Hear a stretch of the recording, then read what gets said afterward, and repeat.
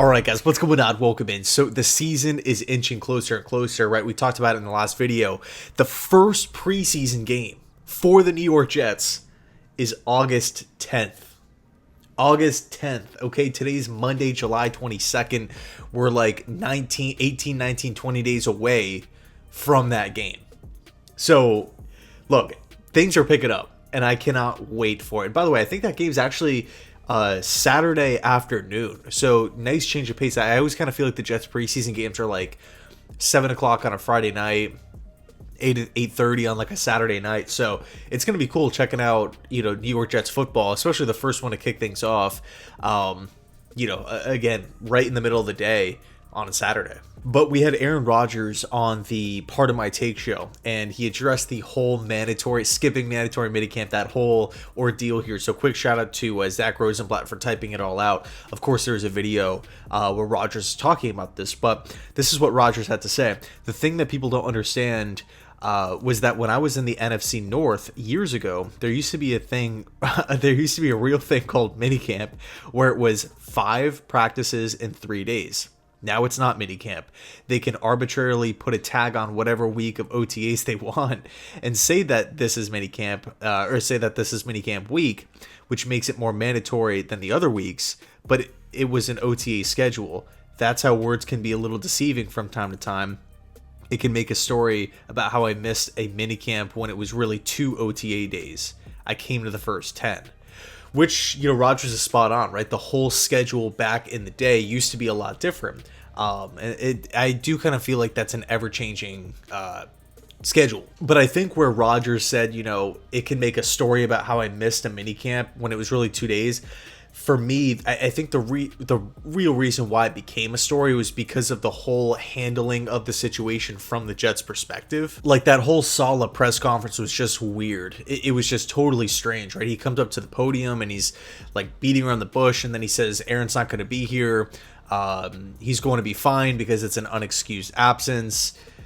But the Jets knew about the absence, but then Tyrod Taylor just learned of the news like that day, so he's going to have to step up and be QB1 for the minicamp. It was just weird, it was poorly handled. And I think when that press conference was over, that's where everything just took off, right? The media was grabbing the whole unexcused absence. Here it is again, Aaron Rodgers, he's doing his thing.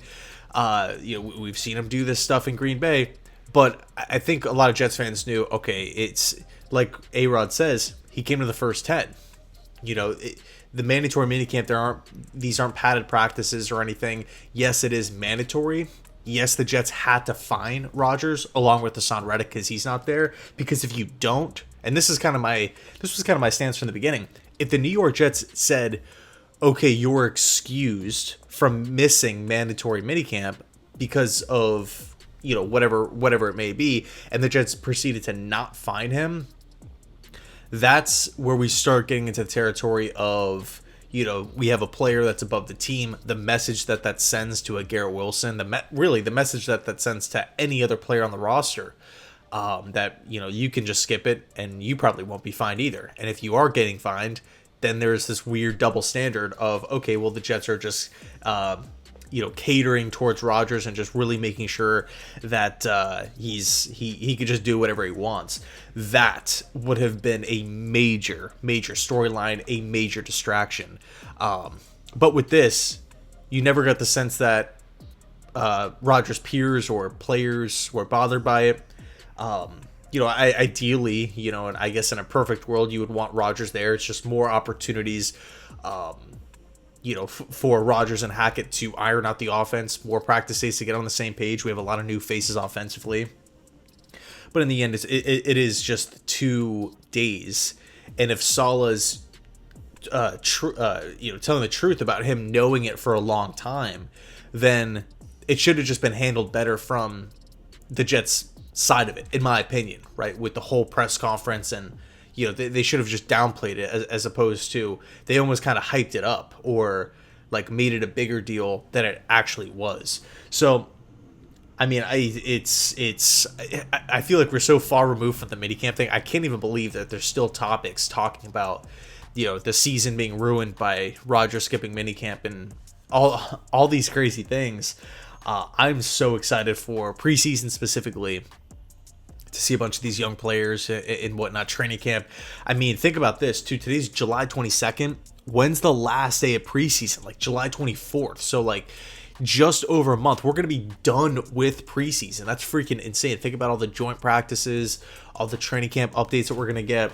Hopefully everybody stays healthy, but yeah, I'm really excited. I'm going to be doing training camp updates pretty much every day. I am going to be taking a trip in the early first couple days of August. So I'm going to do my best to try to stay on top of every single update in that early period. But yeah, in any case, thanks so much for watching. I really appreciate it. And as always, go Jets.